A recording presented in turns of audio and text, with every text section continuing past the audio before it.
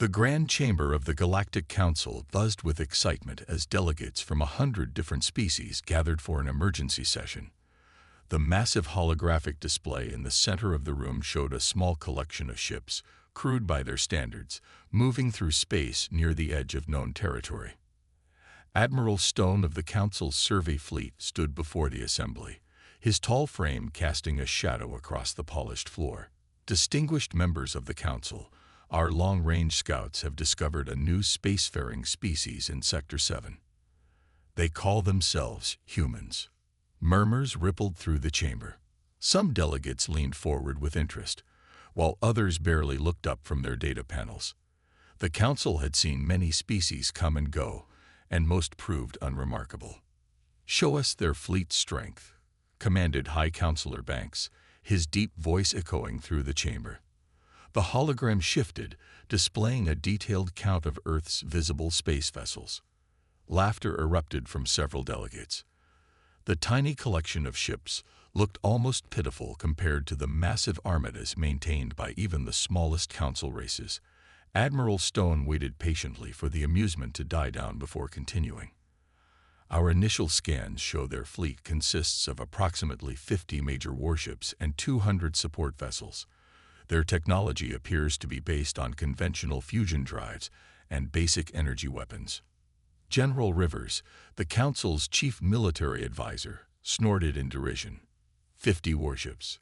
The smallest of our member races maintains at least 500. This species barely qualifies as spacefaring. He waved his hand dismissively through the hologram, scattering the image of Earth's ships. "Nevertheless," Admiral Stone continued, "they have achieved faster-than-light travel and have begun establishing colonies in neighboring systems." High Counselor Banks nodded thoughtfully. "Protocol demands we make contact. Assign a junior diplomatic team to handle this. There's no need to waste senior resources on such a minor species." In the back of the chamber, Dr. Smith, a xenobiologist, raised her hand.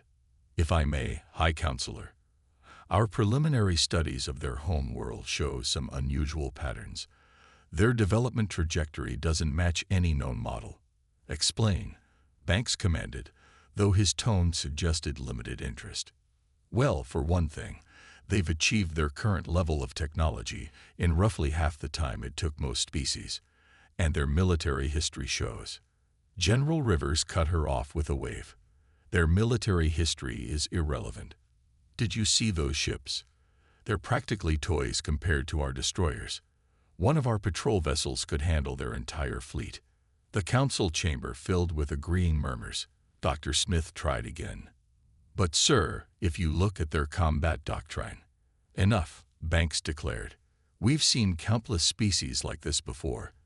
They either join the council as protectorates or fade into obscurity. Assign junior diplomat Taylor to make contact. Standard procedures apply."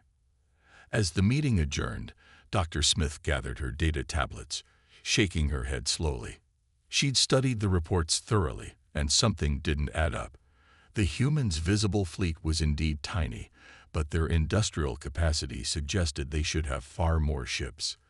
And their history of warfare showed a disturbing pattern of technological leaps during conflicts. Admiral Stone caught up with her in the corridor. "You seemed troubled in there," he said quietly. "Something's wrong with this picture," she replied. "Look at these energy readings from Earth. They're producing enough power to support a fleet 10 times the size of what we can see. Where are all those resources going?" The Admiral frowned. "Submit your findings in a report. Though I doubt anyone will read it. The Council has already made up their mind about these humans." "That's what worries me," Dr. Smith muttered, watching the other delegates hurry past. "They're so sure they know what they're dealing with, they're not asking the right questions." Far away, on the edges of Council space, a small human ship watched the Council scout vessel depart. Its captain sent a brief encrypted message back to Earth Command. "First contact achieved. They took the bait. Operation Shadow Fleet is proceeding as planned." The real human fleet remained hidden, waiting in the darkness between the stars, while the Council congratulated itself on finding such an easy new addition to their empire. They would learn their mistakes soon enough. The council's grand reception hall gleamed under the light of 3 artificial suns. Delegates from various species lined the walls, their attention fixed on the massive doors as they slowly opened to reveal a single human figure. Captain James Miller walked into the hall with measured steps. He wore a simple black uniform with minimal decorations, a stark contrast to the ornate robes and ceremonial armor worn by the council members. His quiet confidence drew curious whispers from the assembled aliens.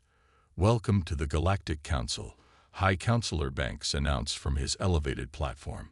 "We trust your journey was adequate, given your limited vessels." Miller smiled, a gesture that several alien species found unsettling. "Our ships served their purpose, High Counselor. Thank you for the welcome." General Rivers stepped forward, his ceremonial armor clanking. "I must say, Captain, we expected more ships to escort Earth's first ambassador.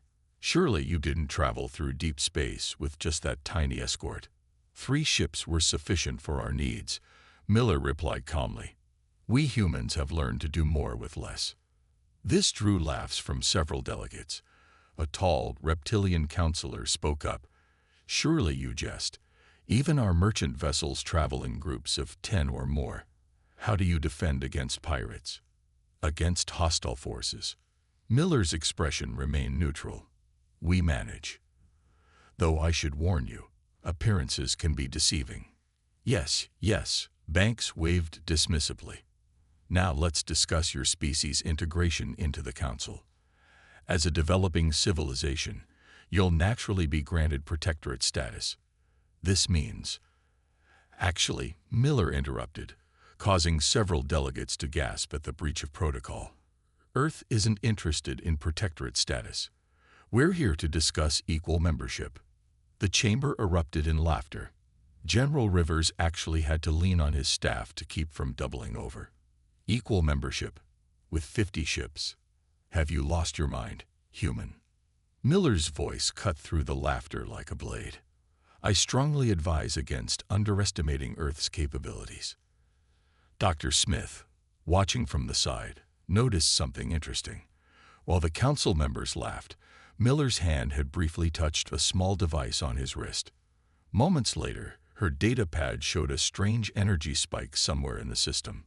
"Captain Miller," Banks said, wiping tears of amusement from his eyes, "you must understand.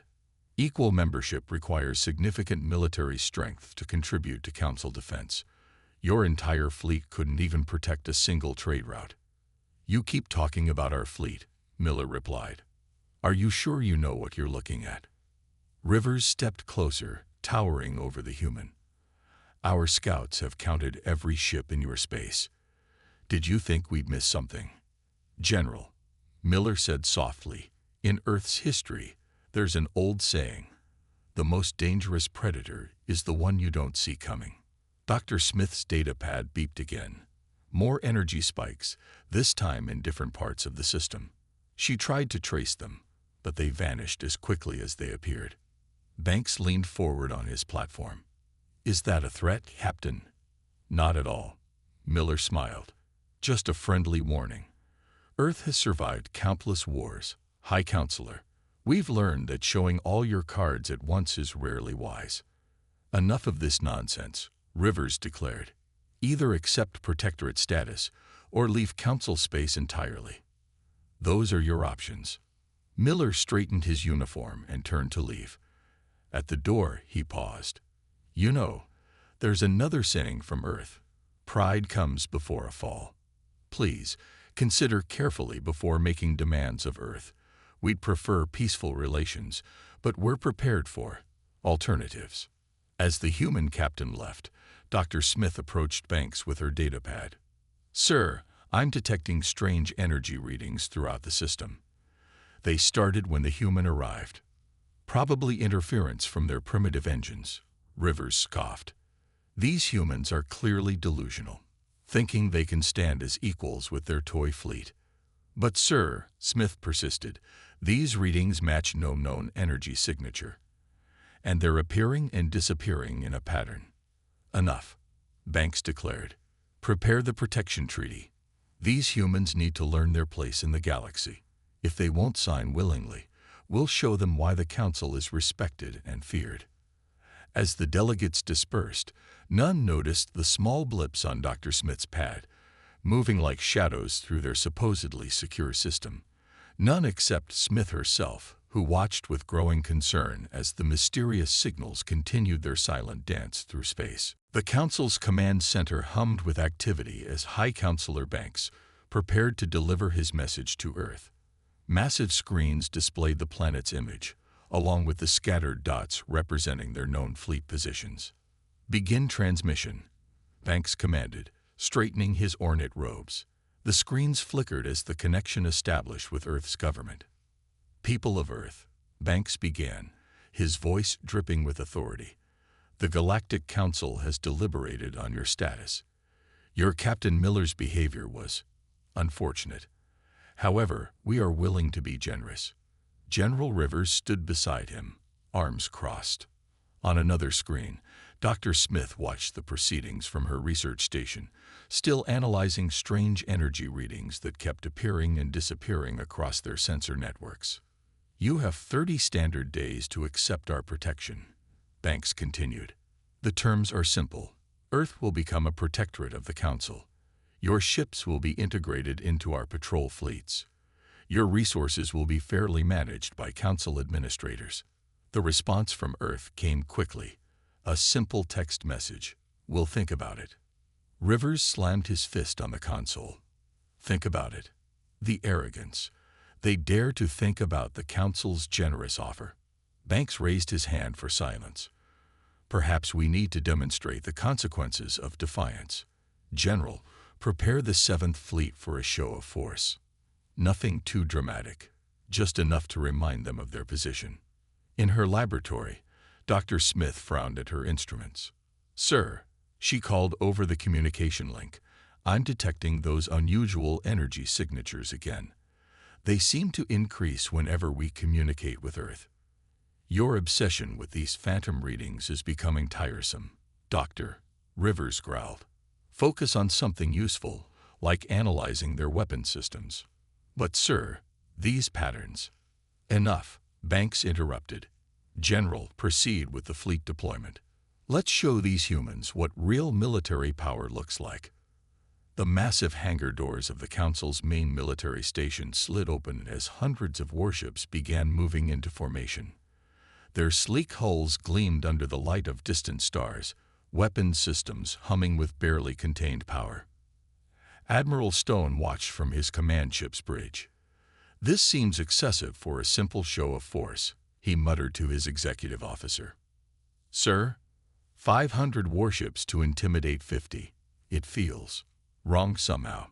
Back on Earth, in a deep underground command center, military leaders watched the Council's fleet movements on their own screens. General Roberts turned to his staff, a slight smile on his face. "They took the bait," he said quietly. "Operation Shadow Fleet enters Phase 2. Maintain emissions control on all stealth units. Let them keep thinking they see our whole hand." In space, the Council's massive fleet moved with precision toward Earth's territory. Their sensors showed nothing unusual, just the same small collection of human ships they'd been tracking since first contact. Dr. Smith's warnings were forgotten as the Council prepared for what they thought would be a simple intimidation mission. But in her lab, her instruments kept detecting those strange energy spikes, now appearing more frequently and in a clear pattern that seemed to follow the Council fleet's movements. She sent one final message to High Counselor Banks. "Sir, these readings suggest the humans are watching us, but we can't see how they're doing it.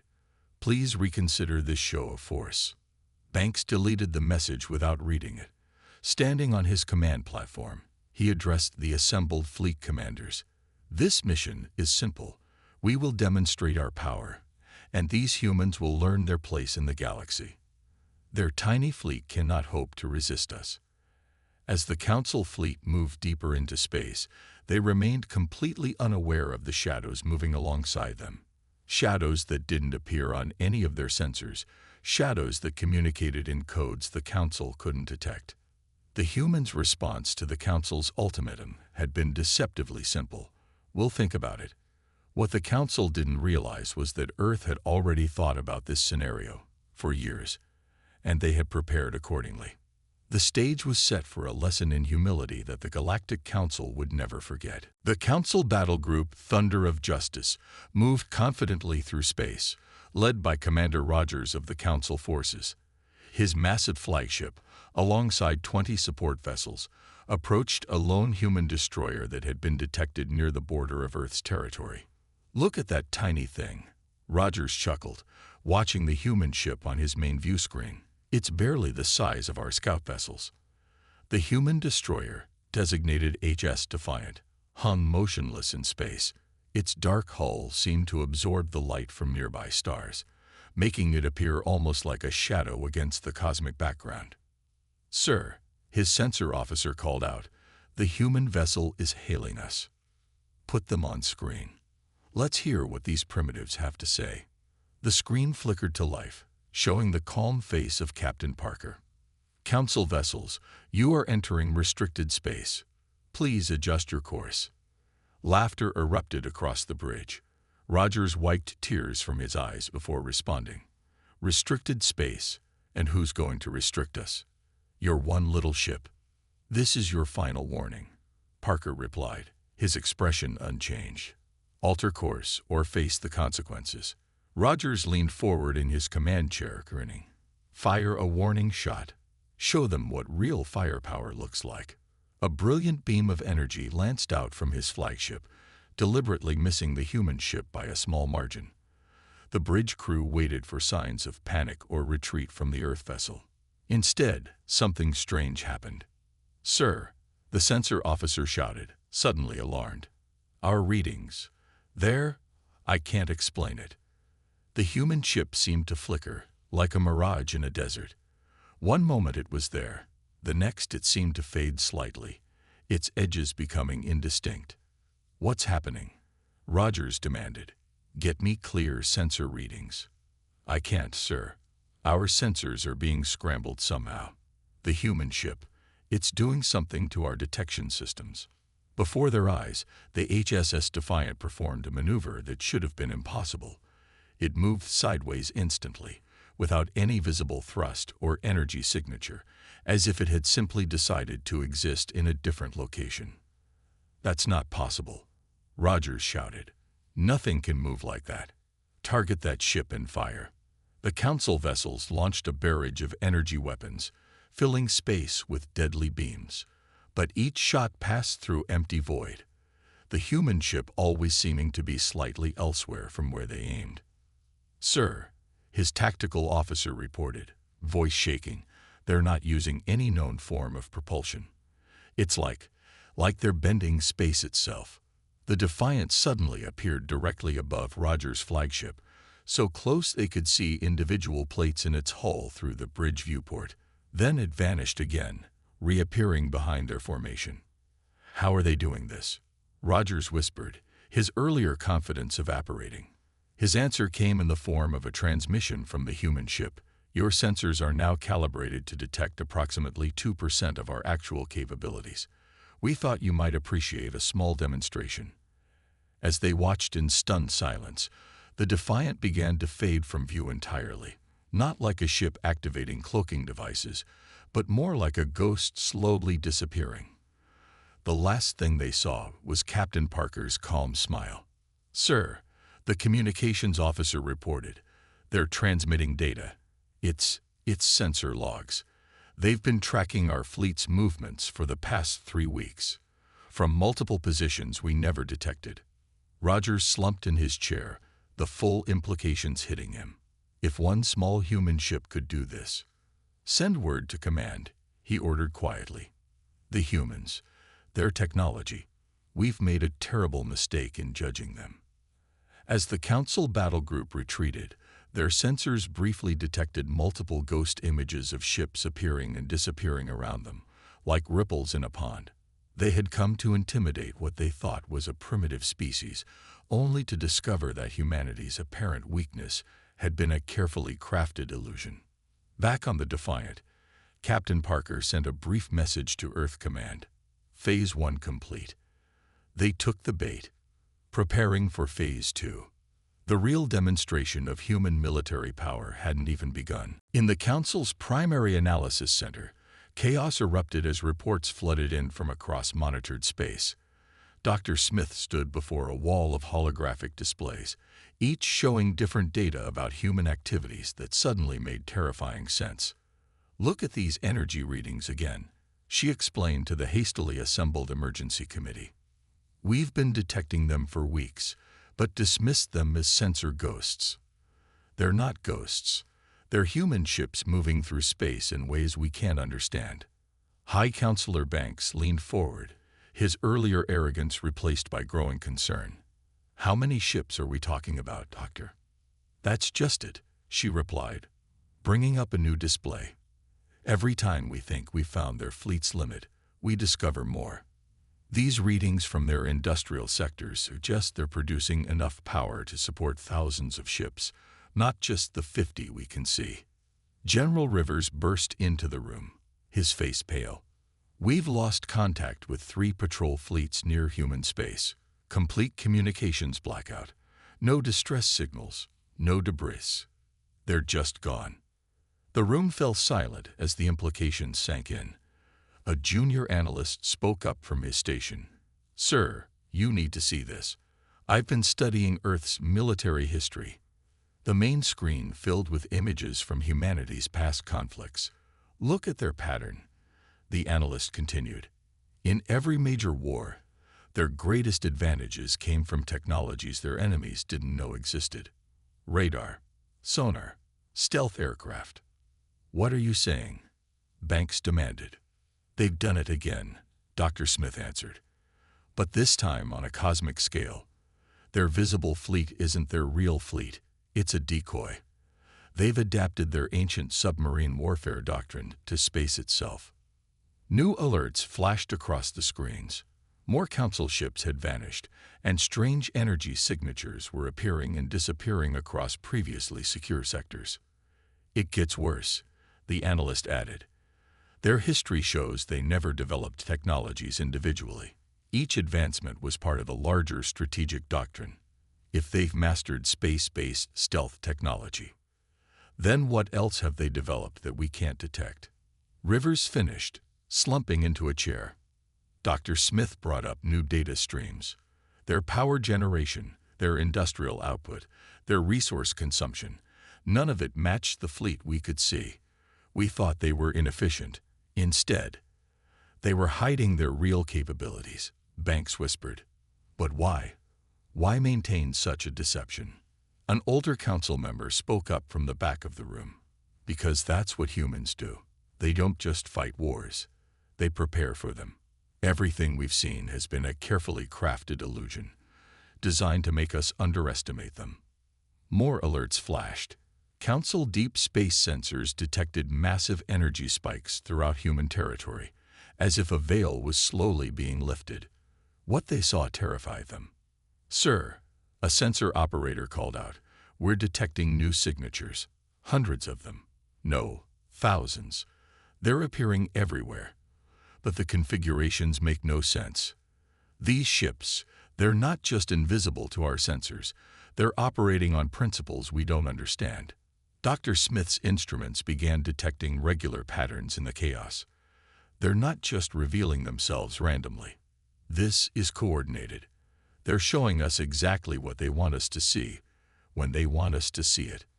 Banks stared at the displays, watching as humanity's true military power became apparent.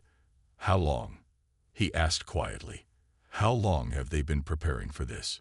"Based on these readings," Dr. Smith replied, "years, at least. Maybe decades. They've been building this fleet, developing these technologies, all while letting us think they were primitive." The room fell silent again as a final report came in. The Council's mighty 7th Fleet, sent to intimidate Earth, was now surrounded by ships that seemed to appear from nowhere, their energy signatures unlike anything the Council had ever encountered. "Send the order," Banks said finally. "All Council forces are to withdraw from human space immediately. and prepare a new diplomatic package.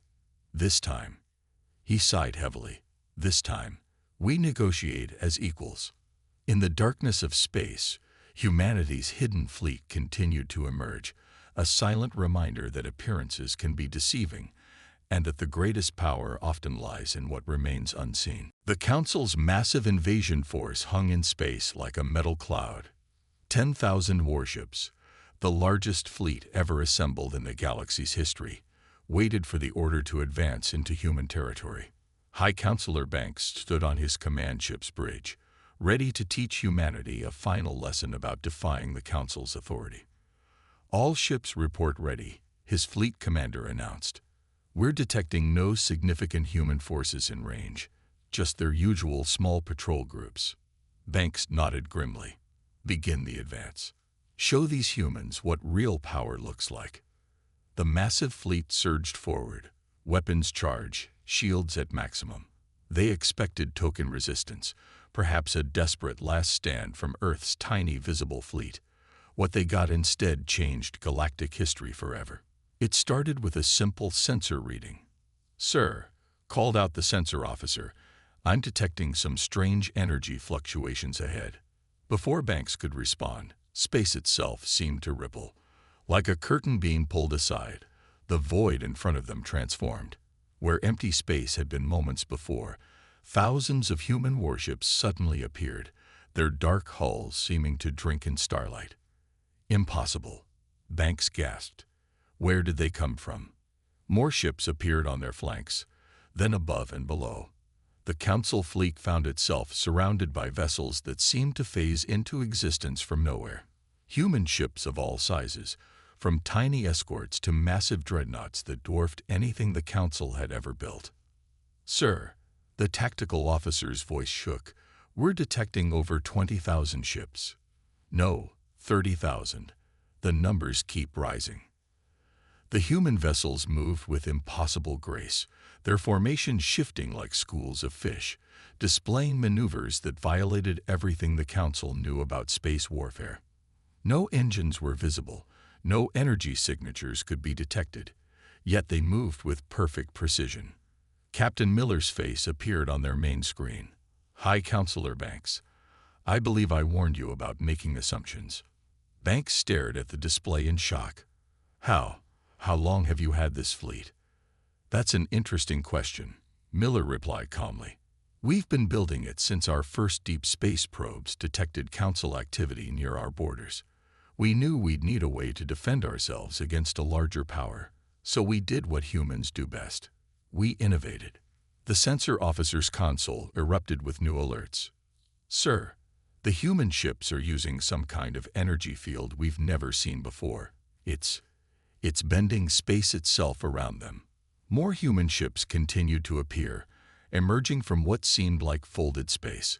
Their true fleet had been hidden in dimensional pockets, using technology the Council hadn't even theorized was possible. "Your ships rely on brute force," Miller explained. "Bigger engines, stronger weapons, heavier armor. We took a different approach. Why fight against space when you can make it work for you?" Banks watched as his mighty fleet was completely encircled. Human vessels moved through space like ghosts, ignoring the normal laws of physics. Their technology wasn't just advanced, it was revolutionary. "We could have revealed ourselves at any time," Miller continued. "But we needed to know your true intentions. Now we do." The tactical officer's voice was barely a whisper. "Sir, they've locked targeting systems on every ship in our fleet. Their weapons, they're like nothing we've ever seen." Banks slumped in his command chair. His mighty invasion force, the pride of the Council, was helpless. They hadn't just underestimated humanity's fleet size, they'd underestimated their entire civilization. "What are your terms?" Banks asked finally. Miller's expression remained neutral. "The same ones we offered at the beginning. Equal membership in the Council. Fair treatment. Mutual respect. We don't want war, Counselor. We never did. But we will not be bullied or controlled." As Banks looked at the endless array of human ships surrounding his fleet, he realized how close they'd come to starting a war they couldn't possibly win. Humanity hadn't built a fleet for conquest. They'd built it to ensure their freedom. "Stand down all weapons," Banks ordered his fleet. "Send word to the Council. Tell them we need to renegotiate our approach to Earth." The human ships maintained their positions, a silent reminder that appearances can be deceiving, and that true strength often lies hidden until the moment it's needed most. The Grand Council chamber had never been so quiet. Where once there had been laughter and mockery at the mention of humans, now there was only respectful silence as Captain Miller stood before the assembled delegates. "On behalf of Earth," Miller began, "I accept your offer of equal membership in the Galactic Council. Let today mark the beginning of a new era of cooperation between our peoples." High Counselor Banks, his usual arrogance replaced by genuine respect, stood to address the chamber. "The Council acknowledges its error in judgment regarding humanity. Your technological achievements are unprecedented in our history." Dr. Smith stepped forward, presenting her final analysis to the assembled delegates. "The human fleet we discovered represents the most significant advancement in space warfare technology we've ever encountered. Their ability to manipulate space-time itself. We call it fold space technology," Miller explained. "It allows our ships to exist partially outside normal space, making them virtually undetectable until we choose to reveal them." The chamber's main display showed recordings of human ships performing their impossible maneuvers. Several delegates gasped as they watched vessels seemingly phase through solid matter, split into multiple copies, and move without any visible means of propulsion. "But why maintain the deception?" General Rivers asked, his earlier contempt replaced by genuine curiosity. "Why show us only a tiny fleet?" Miller smiled. "Humanity learned long ago that the best defense isn't always a show of force. Sometimes it's better to be underestimated. We wanted to know if the Council would treat us fairly when they thought we were weak. A test we failed spectacularly," Banks admitted, drawing nervous laughter from the chamber. "Perhaps," Miller replied, "but now we all have a chance to do better. Earth doesn't seek dominion over others. We want to trade, to share knowledge, to explore. But we needed to ensure we could do so as equals." The chamber's atmosphere had changed completely from the first time Miller had stood there.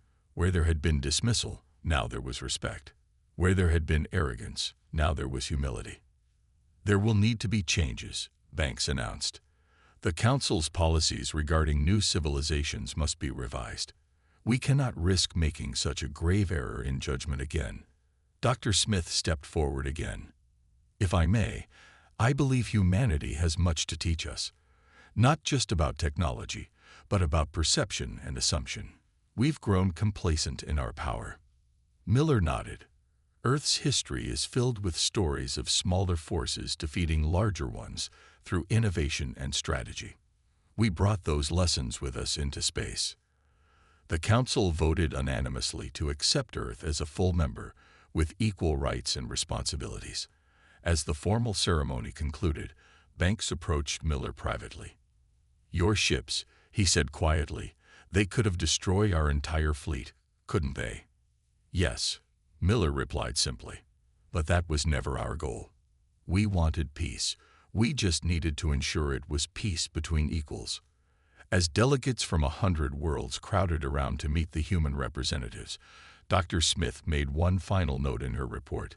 Perhaps the Council's greatest mistake was not in underestimating human technology, but in underestimating human wisdom. They built a fleet that could have conquered the galaxy, then used it to secure peace instead. Later that day, as the Council watched the human ships prepare to depart, their massive fleet once again fading into invisible fold space, Banks turned to his advisors. "Remember this day," he said. "Remember what we learned about judging others by appearances. The humans didn't just show us new technology. They taught us humility." As the last human ship disappeared from normal space, leaving only their small visible fleet behind, Miller sent a final message to the Council. "We look forward to working together as allies and friends. Just remember, what you see isn't always what you get. Sometimes the smallest fleet can hide the greatest strength." The galaxy had changed. The Council had learned its lesson, and humanity had earned its place among the stars not through conquest or intimidation, but through wisdom, preparation, and the patient strength to wait for the right moment to reveal their true power. The era of underestimating humanity had ended. A new age of cooperation and mutual respect had begun.